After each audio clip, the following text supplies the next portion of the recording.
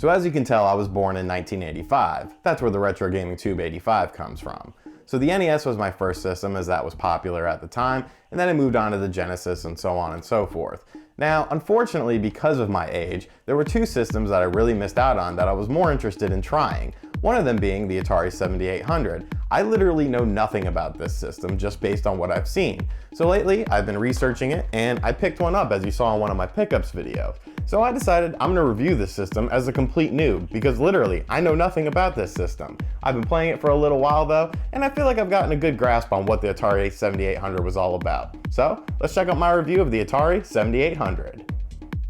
The Atari 7800 has an interesting story.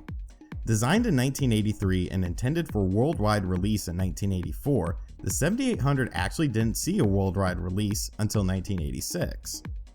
Tramiel Technology bought the company in 1984 and decided to let the 7800 sit in warehouses due to legal issues with the design team behind the console receiving payment. After the 2600 saw solid system sales for Christmas of 1985, the decision was made by Tramiel to pay the team so that they could launch the 7800 shortly thereafter. The Atari 7800 was finally released in January of 1986, but the video game landscape had changed with the Nintendo entering the market and dominating. Although the 7800 did decent, it could never get a foothold on the competition because the hardware was already dated at launch. The NES was already more powerful, and Nintendo had started getting exclusive third-party rights with games, and the 7800 just didn't quite match up. The 7800 also used the exact same audio chip from the 2600, which meant that the sound of the games was horrible compared to the NES. On the plus side, the 7800 did offer the ability to play all 2600 games on the system, which gave the console a robust library of classics to play at launch. The 5200 was often chastised for not being able to play 2600 titles on it. The 7800 also featured a joystick controller that was available on previous Atari systems, but was more redefined and featured two buttons on the side. There was also a limited release of a more traditional style controller as well. The Atari 7800 ended in 1991 with just 57 licensed games for the console. Let's take a look at 5 games I really enjoyed for the console.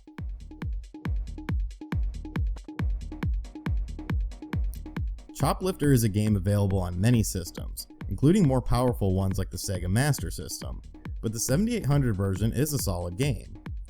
With some pretty good visuals and scrolling effects, Choplifter has you trying to rescue prisoners of war from various buildings, all while avoiding enemy attacks. It's a pretty simple game, but it's a lot of fun, and the controls feel pretty well with the Atari 7800 joystick. Xevious is one of the few examples where the 7800 version might look better than the NES one.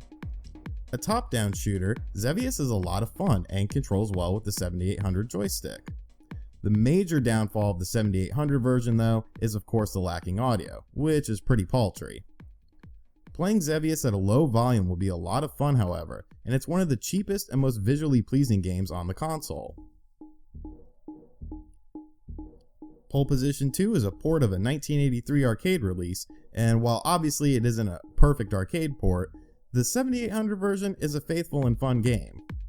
The color palette in the game looks nice, everything moves at a brisk pace, and the arcade racing action feels right at home with the 7800. While the control does feel a tad stiff with the joystick for my liking, Pole Position 2 is still an enjoyable racing arcade port. Joust is another arcade hit that found its way onto the 7800. The gameplay is very much like its arcade counterpart and controls really well with the joystick. The game looks pretty good, and piloting your bird wave after wave collecting eggs never gets really boring. The game has a good difficulty too, and while it's a bit simplistic in design, is a very addictive game. Dig Dug is a 1982 arcade classic, and the 7800 version is damn good. The graphics are really well replicated, and even the weakest area of the 7800, the audio, is actually pretty decent in this game. The controls feel nice, and although the aspect ratio is cropped, everything flows really well. The game feels a bit faster than the arcade version too, which helps with the difficulty right off the bat. I think Dig Dug was one of the games I enjoyed the most on the 7800.